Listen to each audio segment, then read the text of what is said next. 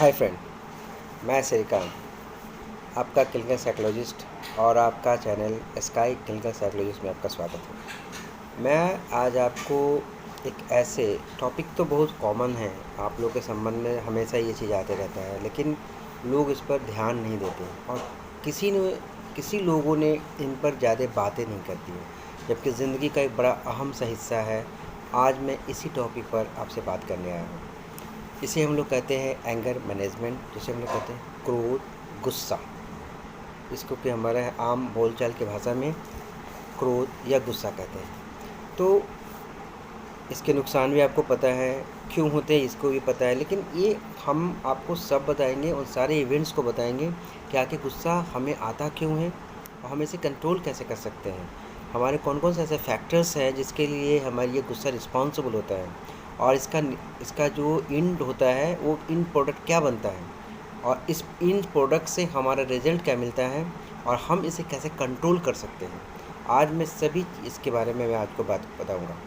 Actually गुस्सा जो हमारा साइकोलॉजिकल जो सब्जेक्ट में बताया गया है कि एक इवेंट्स जुड़ा हुआ है। Events, situation, person, that simple. हमारा इवेंट्स कौन है, सिचुएशंस क्या है और पर्सन्स कौन है, इस सारे जगह से जब हमारे उससे को जोड़ते हैं तो एक रिस्पॉन्स क्रिएट होता है। ये रिस्पॉन्स हमारा पॉजिटिव होता है या नेगेटिव होता है, ये आप पर डिपेंड करता है कि हम उसे लेते कैसे हैं। तो ये जो गुस्से का और एंगर का जो शुरुआत है वो हमारे एक छोटे से रिस्पॉन्स से होता है, एक इवेंट से होता है, और इवेंट जो है वो रिस्पॉन्स में बदलता है, और इसी रिस्पॉन्स में हमारा आउटकम क्या आता है, वो नेगेटिव आता है या पॉजिटिव आता है, ये डिपेंड करता पड़ता है हम इसको लेते कैसे हैं। अब सबसे बड़ी बात है, गुस्सा एक घर से शुरू होता है। गुस्सा वाइफ को भी अपने हस्बैंड से आता है।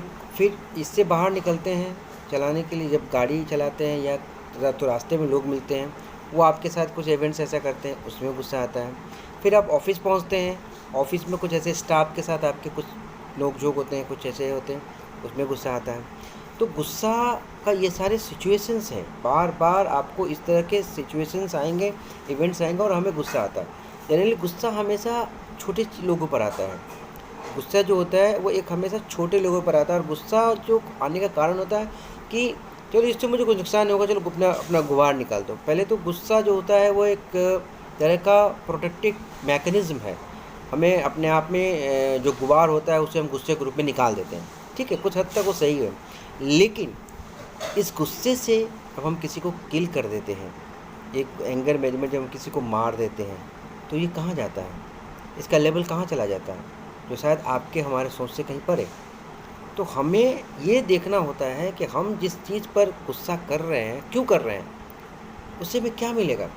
हम समझवा भी सकते हैं, उससे हमें समझ से उस सिचुएशन की, गुस्सा जो होता है एक फ्लो ऑफ नेगेटिव का, एक पल भर का एक इंटेंसिटी, मतलब कि एक सेकंड का एक नेगेटिव थॉट्स है, सेकंड भर का। सेकंड ज़्यादा देर तक गुस्सा नहीं रहता किसी का, लेकिन उसी समय आप एक बहुत बड़ा गलती कर बैठते हैं, क्योंकि गुस्सा होने से हमारा सोचने और समझने की शक्ति चली जाती है। जो लोग कहते हैं जैसे क्रोध अंदर गया, जैसे गुस्सा अंदर गया, बुद्धि बाहर चली जाती है। एकदम सही है, जैसे हमारा क्रोध अंदर जाता है हमारी बुद्धि चली जाती है, हमारे सोचने समझने की शक्ति चली जाती है, क्योंकि हमारा बॉडी अचानक से कुछ नए मैकेनिज्म के लिए तैयार कर लेती है आपको, कि आपको डिफेंसिव मैकेनिज्म के लिए तैयार कर लेती है, आपको अपने तरीके से उसे लड़ने और मारने के लिए वो तैयार कर देती है, डिफेंस मैकेनिज्म है। लेकिन हम लोग इसका गलत फ़ायदा उठाते हैं, हम खामखा किसी छोटी छोटी बातों पर गुस्सा कर जाते हैं, जिससे हमारा बीपी बढ़ जाता है,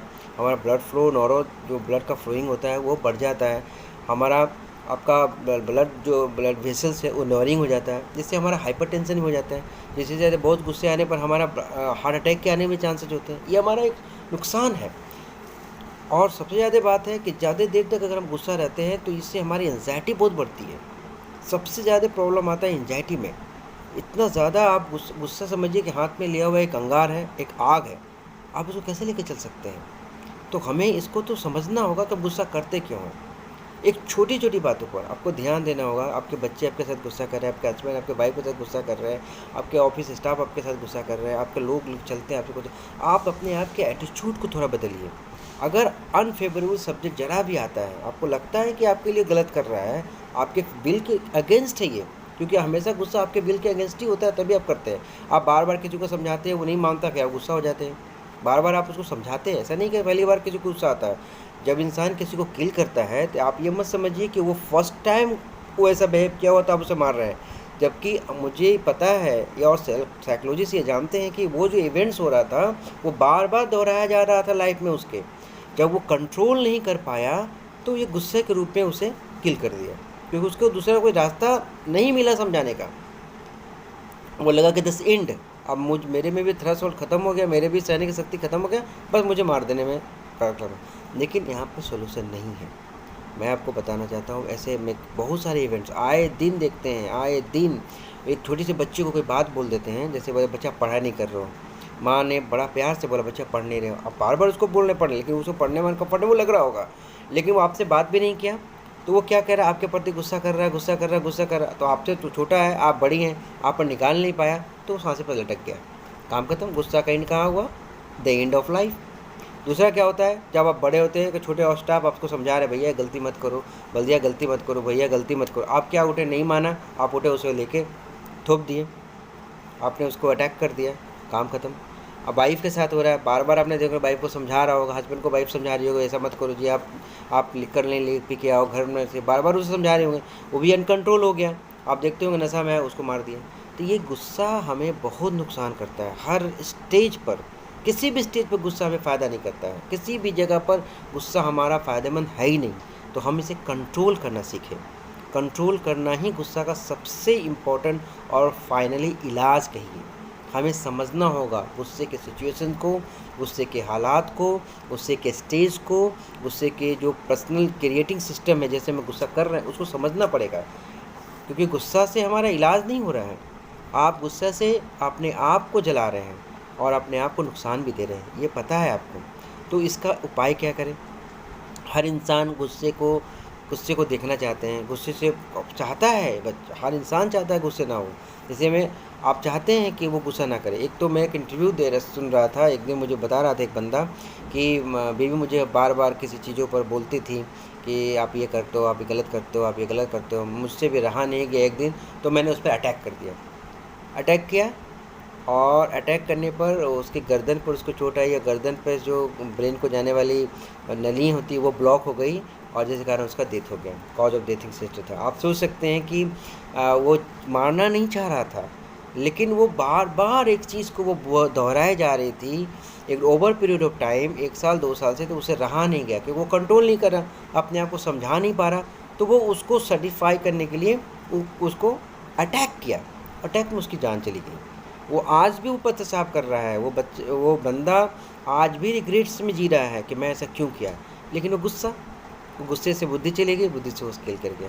तो मैं यही कहना चाहता हूँ, बड़ा नुकसान होता है। मैं छोटे बच्चों को भी यही बात करता हूँ कि अगर माँ बाप आपसे कुछ बोलते हैं तो उसको समझिए वो क्या बोलना चाहते हैं।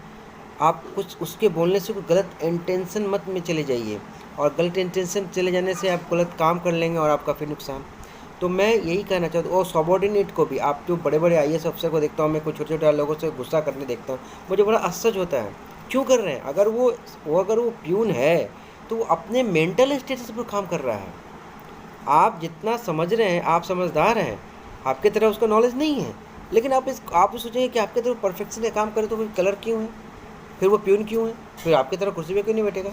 तो आप खामखा उसके लिए गुस्सा कर रहे हैं। बस आप समझिए कि मैंने इनको ये से भी काम देना, ये काम करें या जैसे करें, हम मुझे सब आप लोग समझाने की कोशिश करते हैं। सबसे बड़ी बात होती है हस्बैंड वाइफ में, मैं बहुत जगह से देखता हूँ, बार बार किसी चीज़ को समझाने से कुछ नहीं होने वाला। एक किसी भी इंसान का समझने का एक थर्स्ट लेवल होता है, फाइनल लेवल होता है। हम उससे ज़्यादा लोग को प्रेशरनी से नहीं समझा सकते। आप एक बार समझा दो, प्लानिंग कर दो, बस काम करो। क्योंकि इंसान, देखिए औरतों और मर्दों में एक बड़ा फ़र्क होता है। एक थोड़ा सा भी बात लग जाए अगर हमारे दिमाग में, हमारे ईगो में, ईगो का गुस्सा भी हमारे ईगो से रिलेटेड है, क्योंकि हमारा 3 तरह का पर्सनल करेक्टर होता है, एक आईडी होता है, एक ईगो होता है, एक सुपर ईगो होता है। तो ईगो तक तो ठीक है, चल जाता है, लेकिन जब कोई बात सुपर ईगो में टच कर जाता है तो हमें बर्दाश्त नहीं होता, हम अपने आप को मार लेते हैं या फिर औरों को मार देते हैं। सिंपल, नहीं बर्दाश्त। अगर हम अपने में कमज़ोर हैं तो अपने आप को मार लिए, अगर हम आपसे ज़्यादा ताकतवर हैं तो आप पर अटैक करेंगे। तो आप देखिए कौन जिंदा रहता है। तो गुस्सा का हमेशा से जो एंड होता है, जो बाई प्रोडक्ट है, वो नुकसान का ही है। तो हम ऐसा काम क्यों करें? और क्रोध को संभालना एक बड़ा आसान काम है। जब हम किसी इवेंट्स पर क्रोध करते हैं तो सिचुएशन को देखिए, वातावरण को समझिए, माहौल को समझिए, 1-2 मिनट शांत हो जाइए, काउंट डाउन में चले जाइए, 10 9 10 9 8 7 काउंट डाउनिंग अपने शुरू करिए। 10 तक आते आते आप देखिएगा आपको गुस्सा धीरे धीरे शांत हो रहा है। ठंडे पानी पी लीजिए, सिचुएशंस में आ जाइए, ध्यान करिए, मेडिटेशन कीजिए। अगर आपको ज़्यादा गुस्सा आता है तो वीक में 1 दिन आप फास्ट करिए। वो लोगों का कैरेक्टर ही गुस्सा ज़्यादा का होता है, वो कहते हैं मेरा मुझे बीपी है तो मुझे गुस्सा, ऐसा कोई बात नहीं।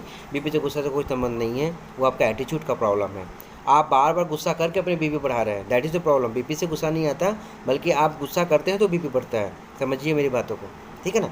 तो आपको अगर इस तरह का एटीट्यूड है ऐसे लोगों को, तो आप सबसे पहले अपना मेडिटेशन करें, वीक में 1 दिन फास्टिंग करें, फल फूलहरी खाएँ, और जैसे कि तामसिक भोजन ना करें, मीट मछली का ज़्यादा सेवन ना करें। इससे भी अपने गुस्से पर कंट्रोल कर सकते हैं।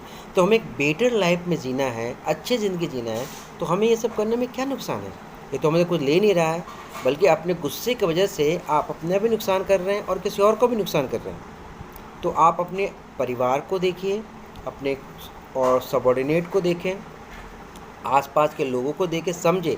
खामखा किसी चीज़ों में उलझने का कोशिश ना करें। मैं हमेशा कहता हूँ कि पहले वक्त को समझिए, पहले सिचुएशन को समझिए, पहले वो इवेंट्स को समझिए, तब आप रिस्पॉन्स करें। बिना इवेंट को समझे रिस्पॉन्स करेंगे तो आप परेशानी में रहेंगे और आपको गुस्सा आ जाएगा। तो ये सारे चीज़ों को अगर आप देखेंगे, अपने लाइफ में अडॉप्ट करेंगे, तो मुझे लगता है कि आप गुस्सा नहीं करेंगे। और ये जो लाखों करोड़ों जो वारदात, अनवांटेड जो इवेंट्स हो रहे हैं, जो कारनामे हो रहे हैं, ये मौत हो जाती है। मैंने कहा, मुझे आज भी याद है कि मनु का एक केस था, दिल्ली के जो केस है, वो बार में गया और वो मांगा कि मुझे दे दो भाई, मुझे लिख कर दो, और तो वो मना की और उसमें गोली मार दिया। अब बताइए उसका क्या कसूर?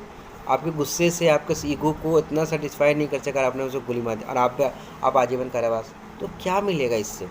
आपको पता है कुछ नहीं होने वाला है। बस उस समय, जिस वक्त आपको गुस्सा आता है, उस समय कंट्रोल करने की बात है, और कुछ नहीं करना है। सिर्फ कंट्रोल करें, अपने आप को शांत करें, लंबी लंबी सांसें लें, पानी पी लें, काउंट डाउन शुरू कर लें। इससे आपका गुस्सा कंट्रोल हो जाएगा। इसका कोई इलाज नहीं है, बाज़ार में इसकी कोई दवा नहीं है अवेलेबल है। ये आपको सेल्फ कंट्रोल करना है इससे। तो मेरे इस चैनल को कैसा लगा ज़रूर बताइएगा, और मैं क्या इम्प्रूव करूँ उसके बारे में बताइए माय फ्रेंड। और मेरे चैनल को ज़रूर सब्सक्राइब करें, कमेंट्स करें, लाइक करें, शेयर करें, ताकि मैं भी आपको कुछ ना कुछ और भी नया और अच्छा चीज़ दे सकूँ। Thank you very much.